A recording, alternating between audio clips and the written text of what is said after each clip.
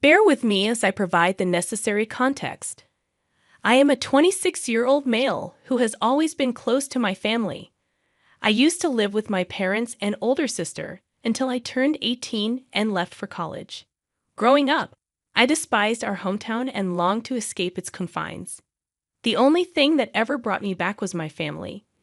They were my anchor. Even after my sister moved out, I would occasionally return and stay with her in her separate apartment whenever I visited town. We shared a deep bond, having confided in each other since childhood. However, my world shattered when my sister revealed her engagement news.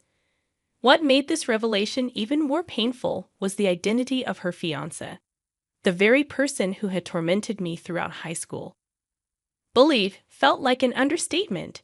He had subjected me to relentless torment, pushing me to the point of panic attacks and multiple emergency room visits. I had made official complaints against him, but he always managed to evade consequences. My parents and sister were aware of my ordeal. They tried their best to help, but the scars ran deep. The shock of my sister's engagement was overwhelming, feeling like an outright betrayal. I couldn't fathom how she could be with someone who had caused me such immense suffering. In that moment, I couldn't even look at her. I fled our parents' house, desperate to escape the suffocating grip of panic. I spent that night in a hotel, ignoring frantic calls and messages from my family. The next day, I decided to face my family, knowing they must be worried sick about me. I reassured them that I was physically fine, although emotionally shattered. My sister began to explain how she reconnected with her fiancé after returning to town. She claimed he had apologized for his past behavior, a hollow gesture considering the horrors he had put me through. What stunned me even more was the revelation that they had been together for over 3 years, a period during which she never mentioned him. I felt a surge of betrayal as I realized she had shared her life with my tormentor while keeping me in the dark. When my parents expressed their disapproval, I felt a glimmer of hope that they would understand my pain. To my relief, they sided with me, questioning my sister's judgment. She grew defensive, urging us to move on from the past, a plea I found utterly absurd given the trauma he had inflicted on me. She expected me to tolerate his presence at family gatherings, but I couldn't. I bluntly told her she couldn't marry him, regardless of how irrational or stubborn I sounded. I found it unimaginable to accept him as a part of my family. When I confronted my sister, she adamantly refused to end her engagement, dismissing our conflict as a petty feud. Her words cut deep, especially considering she knew the extent of my suffering. Realizing I couldn't change her mind, I gave her a straightforward ultimatum. She had to choose between her fiancé and me. I couldn't bear to be a part of her life if she married him. She argued that my demand was unfair, professing her love for me. I acknowledged the truth in her words, but I simply couldn't fathom having that man in our lives. In the end, she chose him, tearfully explaining that she didn't want to make this choice, but felt compelled to. I told her I loved her, but declared that she would never see me again. I wished her well and walked away. Over the years, my parents kept me updated on her life events, including her wedding and the birth of my twin nephews. Despite my desire to meet the children, I couldn't bring myself to do so. Several years passed without any contact from my sister until one unexpected day when she called me. I picked up, concerned that something might be wrong. Strangely calm, she expressed her longing to reconnect.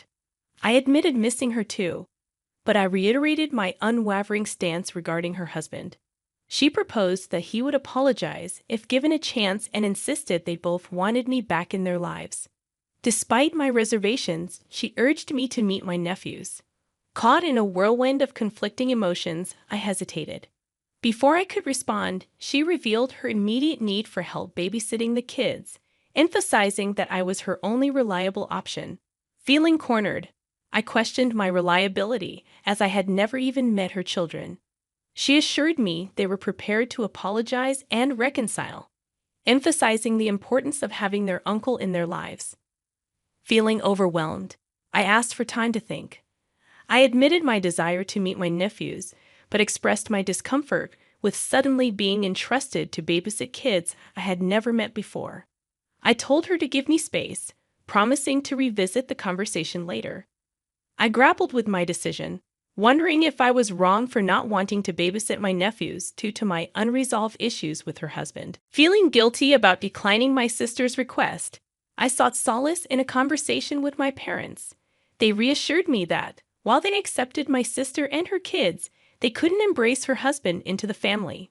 Their support meant the world to me. Opening up to them about my dilemma, I expressed my remorse for not helping my sister. That's when they disclosed that she had recently lost her job, causing financial strain.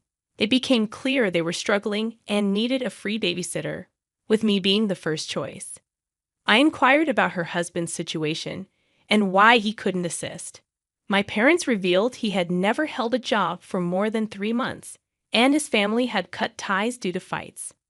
Oddly satisfying was the realization that my high school bully had become a non-contributing member of society. While my parents advised against babysitting, the final decision lay with me. Despite my initial determination to help, I wrestled with the fact that my sister only contacted me out of necessity. It felt incredibly selfish, making me wonder if her husband's influence was at play. The internal struggle persisted since her call, but ultimately, I knew I couldn't accept her offer. Summoning the courage, I called my sister to decline, even though I felt compelled to apologize. She questioned my refusal, prompting me to explain that being near her husband triggered painful memories. She grew upset, accusing me of dwelling in the past and being stubborn. I firmly told her she didn't know the whole story, emphasizing her lack of right to judge my decision. She coldly told me to stop whining about a little bullying and move on. I was seething with anger because she had witnessed my panic attacks caused by her husband. I confided in her about my suicide attempt, something our parents had kept from her because she was away at college at the time. After hearing the full extent of my pain, she was left speechless. I laid out the reasons why I couldn't be near him and accused her of being insensitive for forcing me into that situation. She promptly apologized, but it fell flat for me. I felt like her apology came too late. She should have supported me long before knowing the truth. Reminding her that she'd chosen her husband when I asked her to decide, I told her she needed to let me go. She couldn't have everything and everyone. I couldn't understand why she would marry such a horrible person after everything he had put me through. To me, both she and her husband were reprehensible. She should have stood by me, making her equally culpable. I commended our parents for standing by my side all this time. Now, shifting to our second story, my closest friend is getting married in Sicily this August with less than a year's notice. I was asked to be a bridesmaid, but I'm starting to feel unappreciated. Despite their wealth, my friend, who doesn't currently work, has invited people from all over the world. My little sister was uninvited due to guest list cuts. They chose a 5-star hotel for the venue, expecting guests to pay for their own accommodations from Thursday to Monday.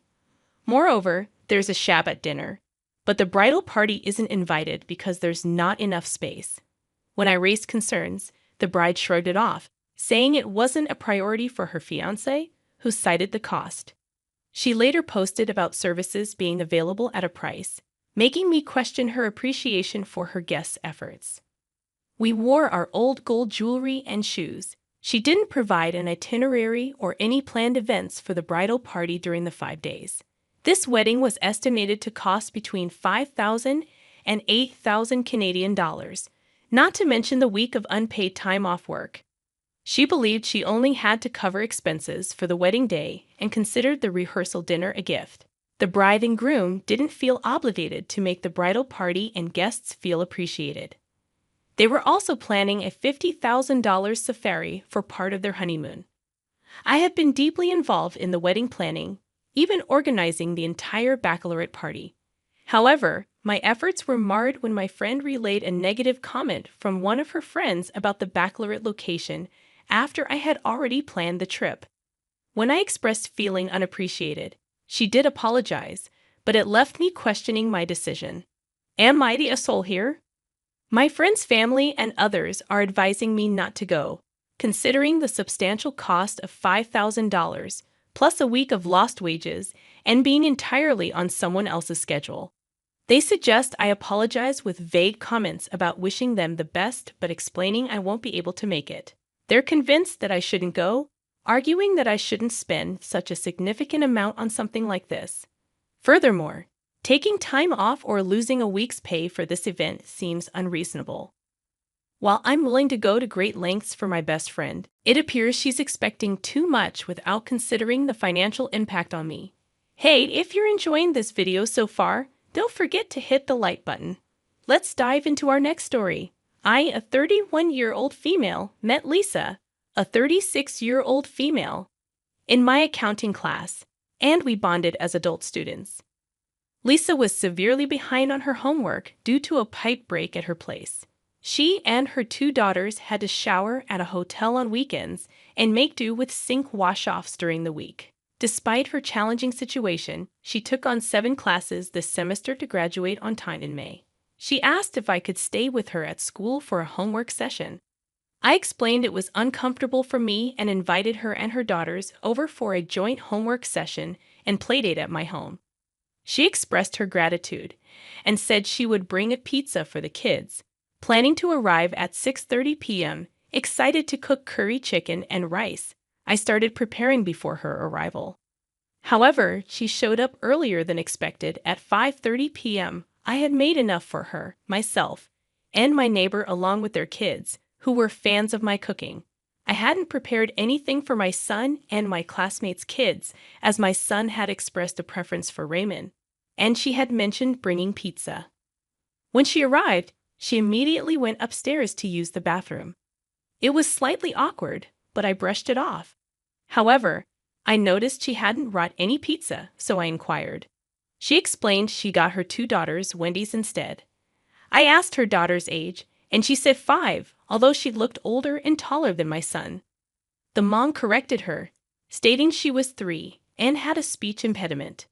Despite noticing the kids asking for food, I didn't offer them my leftovers, thinking it wasn't my responsibility. Later, the kids expressed their reluctance to leave, and the mom asked if they could spend the night. Overwhelmed and considering it was a weekday, I declined. Am I the asshole for not sharing my leftovers, which consisted of 1 piece of chicken, rice, and veggies, and refusing to let them spend the night? I did provide the kids with snacks like popcorn and Oreos. She mentioned the 9-year-old's Wendy's meal had been accidentally thrown away. Second edit. I invited her over for dinner, but she declined, citing her class that night. I suggested the kids could come over when she attended class instead of staying with their dad. This was what she had told me about their routine. After discussing her situation, she revealed they were homeless and washed up at school due to broken pipes. She asked to stay overnight, but I declined.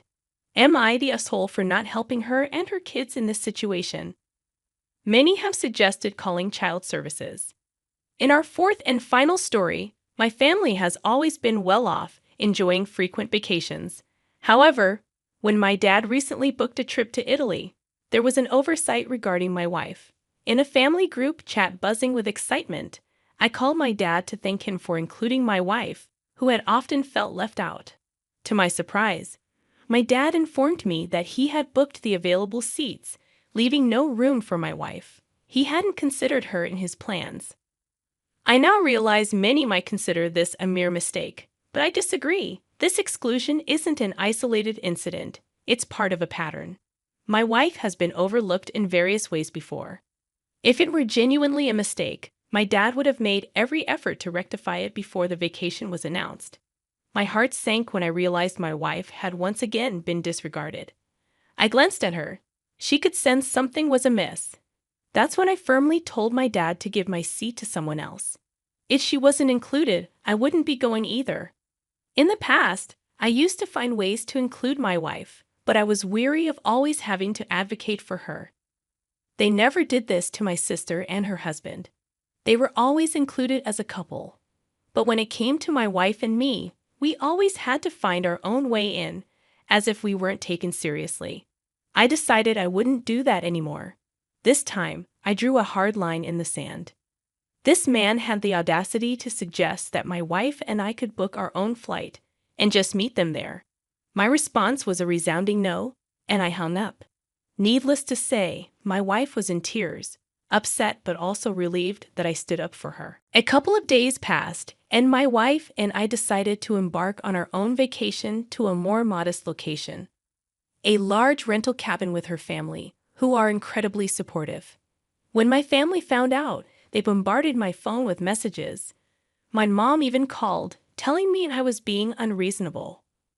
According to her, it was just a simple mistake on my dad's part, and I could easily book a separate flight and plan an entirely different vacation with my wife. I explained to her that this was about the consistent exclusion of my wife from every family-related event since our marriage. My mom dismissed my concerns, calling me crazy and insisting I was overthinking the situation. Despite her words, I couldn't shake the feeling that there was more to this exclusion than met the eye. Thank you all for your overwhelming support. My wife and I had a heart-to-heart discussion about our next steps. We decided to have a family meeting with my relatives this Monday and confront them head-on. We believe it's the best way to address the situation and seek honest answers from them. Many of you mentioned gaslighting, and we intend to learn more about it to protect ourselves better. I made a promise to my wife when we got married. She would always be my priority. I intend to keep that promise. Thank you once again for your support, and I hope to provide you with an update soon. Best wishes to all.